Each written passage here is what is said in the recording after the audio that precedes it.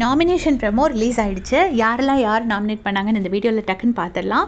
சுபிக்ஷா வந்து சபரியா, அவங்க தான் ஒரு பாஸ்ட் 3 வீக்ஸாக சபரியை தான் நாமினேட் பண்ணிகிட்டே இருக்காங்க. அடுத்ததாக வந்து அமித் வந்து கனியை நாமினேட் பண்ணுறாங்க. அரோராவும் விக்ரமும் சாண்ட்ராவை நாமினேட் பண்ணுறாங்க. அரோரா என்ன ரீசன் சொல்கிறாங்கன்னா, இமோஷ்னலி ரொம்ப க்ளோஸ்டாக தான் இருக்காங்க ப்ரெசென்ட் போனதுக்கப்புறமா அப்படிங்கிறத சொல்கிறாங்க. விக்ரம் என்ன சொல்கிறாங்கன்னா, நம்ம முன்னுக்கு வரணும்னு கேம் விளையாடணும், அடுத்தவங்கள கீழே தள்ளினா நம்ம ஆட்டோமேட்டிக்காக முன்னுக்கு வந்துருவோங்கிற மாதிரி கேம் விளையாடக்கூடாது அப்படின்னு சொல்லிட்டு ரொம்ப ஒரு வேலிடான ஒரு பாயிண்ட் சொல்கிறாரு. அடுத்ததாக கமர்தீன் வந்து சுபிக்ஷாவை நாமினேட் பண்ணுறாரு. அப்புறம் நல்லா கரெக்டாக கொண்டு வந்திருக்காரு. நான் சுபிக்ஷா இந்த வாட்டி நாமினேஷன் இருக்க மாட்டாங்கன்னு நினச்சேன், பட் கமர்தீன் கொண்டு வந்திருக்காரு. அப்புறமா வினோத் அண்ணா வந்துட்டு திவ்யாவை நாமினேட் பண்ணுறாங்க. அப்புறமா கனியக்கா வந்துட்டு பார்வதியை நாமினேட் பண்ணுறாங்க. அண்ட் சாண்ட்ரா, திவ்யா, பாரு 3 பேருமே யாரை நாமினேட் பண்ணுறாங்கன்னா விக்ரமை நாமினேட் பண்ணுறாங்க.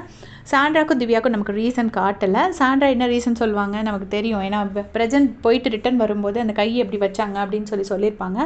திவ்யா எனக்கு தெரிஞ்சு லாஸ்ட் வீக் வந்து விக்ரம் வந்து நாமினேஷனில் வராதனால நாமினேட் பண்ணியிருப்பாங்கன்னு நினைக்கிறேன். நமக்கு ரீசன் காமிக்கலை.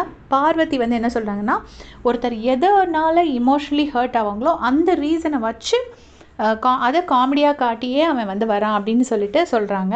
ஸோ இப்போ பார்த்த வரைக்கும் ப்ரமோ படி பார்த்திங்கன்னா எல்லாருமே நாமினேஷனில் வந்திருக்காங்க. எக்ஸப்ட் யாரெல்லாம்னா அரோரா, கமருதீன், வினோதண்ணா அண்ட் அமித்.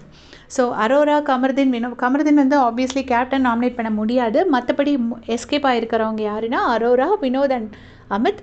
நம்ம எபிசோட் பார்த்தா தான் தெரியும் அவங்க நாமினேட் ஆகிருக்காங்களா இல்லையா அப்படிங்கிறது. ஸோ தேங்க்ஸ் ஃபார் வாட்சிங்.